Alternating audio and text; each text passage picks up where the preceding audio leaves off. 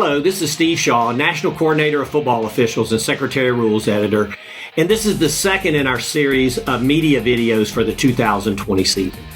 Now, one point of note before we get into our plays: effective immediately, officials may add a traditional whistle or a whistle in a mask in conjunction with their electronic whistle to administer the game. Now, we've done a great job with our mask and masking up, and we want to continue that. But this gives the officials another option when the electronic whistle is hard to hear in certain venues, or they have to shut a play down immediately. Now, our medical team is in support of this if we use the traditional whistle effectively in conjunction with our electronic whistle. So we hope this is helpful, and let's get straight on into our plays.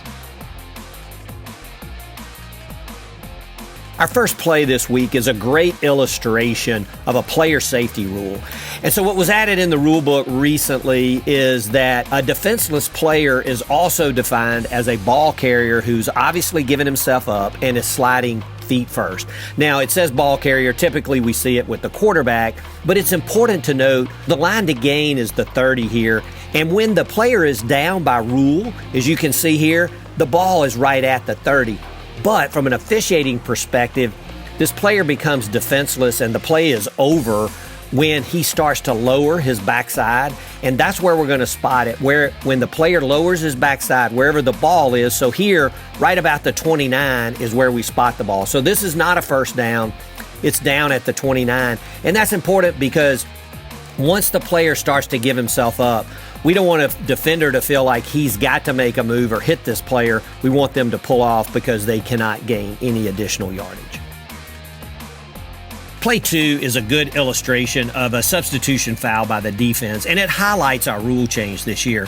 So what we see is the 12th player for the defense is trying to get off the field, but at the snap, he's outside the numbers, but he's not completely off the field, and this is a foul. And the rule change this year said this will be a live ball foul by the defense. So we're going to run the play, and then the offense can select the penalty or the result of the play. But also the change around our mechanics. Before, if his last stride would take him off the field, we'd put him off. But that was very inconsistent and hard to administer. So now you're either on the field or off the field. And clearly this player is on the field at the snap. And so this is a foul by the defense. Play 3, we get a good call for defensive pass interference by our field judge. And as you look at this play from behind the field judge, you're going to see that he throws his hat, and that signifies that he knows that the receiver is out of bounds. And then it also signifies he knows why. So it could either be he's forced out, which he was in this play, or he could have gone out on his own. So when he's forced out here is still a good call for defensive pass interference. If the receiver went out on his own, he can't be the first to touch it, and this would not be defensive pass interference. Play 4, we get a scramble by our quarterback, and he's going to run out of bounds. And we get a good call for a late hit out of bounds by number 7 of the defense. But we would really want the on-field officials to consider targeting as well. Remember, when in question, it's a foul. And we definitely want replay to come in on this. And as we look at it, there's no question there's an indicator. The defender lowers his head. He attacks with the crown of the helmet, and there's forcible contact with the crown. But in addition, the player's out of bounds, so he's defenseless. So we have forcible contact to the head or neck area of a defenseless player. So this is targeting from crown of the helmet or targeting a defenseless player, and we would want to add that on to the dead ball personal foul. There's only one 15-yard penalty, but then the player would be disqualified in this case. Play 5 is going to be a throw into the back of the end zone, and the ruling on the field is going to be incomplete. But it's a very tight call, and replay is going to come in on this. And what you're going to see, there's no question this receiver gets his toe in. But if the receiver's normal stepping motion goes toe-heel or even heel-toe, then he's got to get that entire foot in. Now, as we get this, we get a great shot from TV. They blow it up, and there's no question that heel is in. And so, therefore, we overturn this to a touchdown. But remember, if it's a toe-heel or heel-toe, that full foot's got to be in. Now, if he's up on his toe and sustains it or he drags it, then he's okay. But if in the normal stepping motion, he's got to get the toe and heel in.